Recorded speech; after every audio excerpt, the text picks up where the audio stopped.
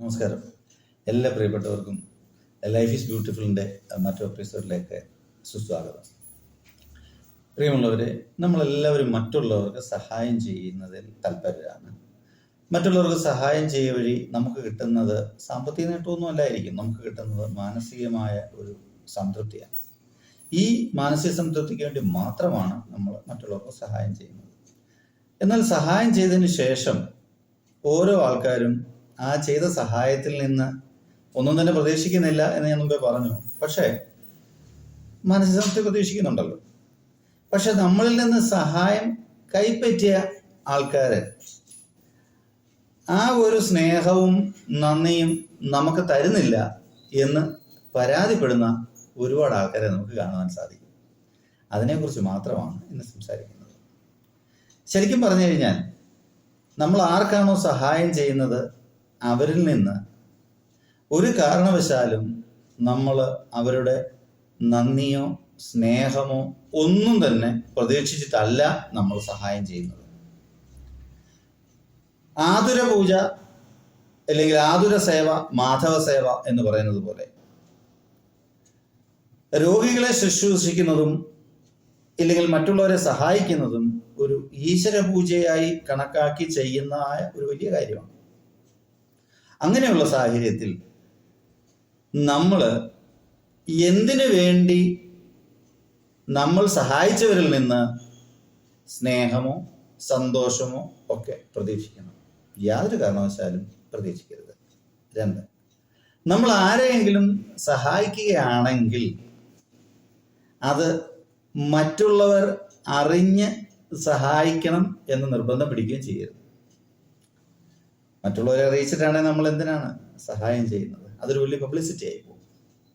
ഇന്ന് പലരും നമ്മൾ കണ്ടുവരുന്നത് ഒരു നോട്ട് ബുക്കോ പുസ്തകമോ മേടിച്ചു കഴിഞ്ഞാൽ അല്ലെങ്കിൽ ആർക്കെങ്കിലും കൊടുക്കുവാണെങ്കിൽ അത് പലരും സംഘടനകളെ, രാഷ്ട്രീയ പാർട്ടികളെ, വ്യക്തികളെയൊക്കെ കുറേയേറെ പേരെ അതിന് ചുറ്റും കൂട്ടി നിർത്തി അവരിൽ നിന്ന് ഒരു ഫേസ്ബുക്കിൽ ലൈവ് ഇട്ട് അല്ലെങ്കിൽ 10 ഫോട്ടോയൊക്കെ എടുത്ത് അതുമൊക്കെ പബ്ലിഷ് ചെയ്യുന്ന ഒരുപാട് ആൾക്കാരെ നമുക്ക് ചുറ്റും കാണാം. തെറ്റ് പറയുന്നില്ല. അങ്ങനെയും അവർക്കൊരു സംതൃപ്തി. കാരണം പണം മുടക്കുമ്പോഴോ സമയം മുടക്കുമ്പോഴോ ഒക്കെ ആ ഒരു രീതിയിലൊരു അംഗീകാരം എന്ന് പ്രതീക്ഷിച്ചായിരിക്കും ചെയ്യുന്നത്. എന്നാലും നല്ലത് ചെയ്യട്ടെ, നല്ലത് ചെയ്യാനുള്ള സന്മനസ് അവർക്കുണ്ടാകട്ടെ. ഞാൻ പറഞ്ഞു വരുന്നത് ഇത്രയേ ഉള്ളൂ. നമ്മൾ ചെയ്ത സഹായത്തിൻ്റെ സംതൃപ്തി നമുക്ക് പൂർണ്ണമായി ലഭിക്കണമെങ്കിൽ നമ്മൾ ആരെ സഹായിച്ചുവോ അവരിൽ നിന്ന് ഒരു കാരണവശാലും ഒന്നും തന്നെ പ്രതീക്ഷിക്കരുത്. അവരിൽ നിന്നാലൊരു പുഞ്ചിരി പോലും നാളെ ഒരിക്കൽ പ്രതീക്ഷിക്കേണ്ട കാര്യമില്ല. ഇല്ലെങ്കിൽ അവരിൽ നിന്നൊരു നന്ദി വാക്കോ സ്നേഹമോ പ്രതീക്ഷിക്കേണ്ട കാര്യമില്ല. കാരണം നമ്മൾ ഒരു കടമ ചെയ്തു എന്നുള്ള വിശ്വാസത്തിൽ മാത്രം മുന്നോട്ട് പോവുക. അതിന് ഉദാഹരണമായി പറയാനുള്ളത്, കണ്ണ് കാണാൻ പാടില്ലാത്ത ഒരാൾക്ക് കണ്ണ് ദാനം ചെയ്തു കഴിഞ്ഞാൽ കണ്ണ് കിട്ടിയ ഉടനെ അയാൾ ആദ്യമേ കാണുന്നത് ഒരു പക്ഷേ ആ കണ്ണ് ഓപ്പറേഷൻ ചെയ്ത ഡോക്ടറെ ആയിരിക്കും, ഇല്ലെങ്കിൽ ആ ആളിൻ്റെ അച്ഛനെ ആയിരിക്കും, അമ്മയെ ആയിരിക്കും കാണുന്നത്. അത് കഴിഞ്ഞാൽ ചിലപ്പോൾ അവർ വിശ്വസിക്കുന്ന ഭഗവാന്റെ രൂപമോ ഭാവമോ ഇല്ലെങ്കിൽ അമ്പലങ്ങളോ പള്ളികളോ എവിടെയാണോ അവിടെയൊക്കെ ആയിരിക്കും പോകുന്നത്. അങ്ങനെയാവും. മറ്റൊരു ഉദാഹരണം പറഞ്ഞു കഴിഞ്ഞാൽ, കാല് പാടില്ലാത്ത ഒരാൾ ഊന്നുപടി ഉപയോഗിച്ചാണ് നടന്നുകൊണ്ടിരുന്നത്. അപ്പോൾ അദ്ദേഹത്തിന് ആൾക്കാരെല്ലാം കൂടെ പിരിവിട്ടോ, അല്ലെങ്കിൽ ഒരു വ്യക്തി അദ്ദേഹത്തിന് ഊന്നുവടി മാറ്റി അല്ലെങ്കിൽ അദ്ദേഹത്തിന് ഓപ്പറേഷനൊക്കെ ചെയ്ത് ഊന്നുവടി ഇല്ലാതെ നടക്കുന്ന ഒരു സാഹചര്യത്തിലേക്ക് അയാളെ കൊണ്ടുവന്നു. അപ്പോൾ അയാൾ ഊന്നുവടി ഇല്ലാതെ നടക്കാൻ തുടങ്ങിക്കഴിഞ്ഞാൽ, അയാൾ നല്ല വൃത്തിയായിട്ട് ആരോഗ്യവാനായിട്ട് നടന്നു കഴിഞ്ഞാൽ, അയാൾ ഉപയോഗിച്ച ആ ഊന്നുവടി പിന്നീട് അയാൾ ഉപയോഗിക്കുമോ? ഒരിക്കലും ഇല്ല. ആ ഊന്നുവടിയുടെ ഉപയോഗം കഴിഞ്ഞു.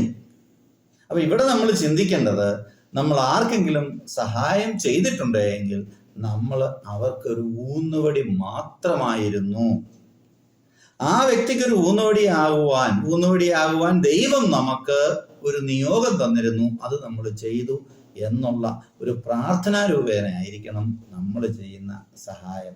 ഇത്ര മാത്രമാണ് നമ്മൾ കരുതുന്നതെങ്കിൽ നമ്മൾ സഹായം ചെയ്ത വ്യക്തികൾ നമ്മളെ അംഗീകരിക്കുന്നില്ലെങ്കിലും നാളെ സ്നേഹം പ്രകടിപ്പിക്കുന്നതിലും നമ്മൾ ഒരു കാരണവശാലും നിരാശരാകില്ല. കൂടുതൽ ആൾക്കാർക്ക് നമുക്ക് സഹായം ചെയ്യാനുള്ള പ്രചോദനം കിട്ടും എന്ന് മാത്രമേ നമുക്ക് മനസ്സിലാക്കാൻ പറ്റുള്ളൂ. അതുകൊണ്ട് മറ്റുള്ളവർക്ക് സഹായം ചെയ്യുന്ന നല്ലവരായ എല്ലാ വ്യക്തികളും ഇത് മനസ്സിലാക്കിക്കൊണ്ട് കൂടുതൽ ആൾക്കാർക്ക് നന്മ ചെയ്യുക.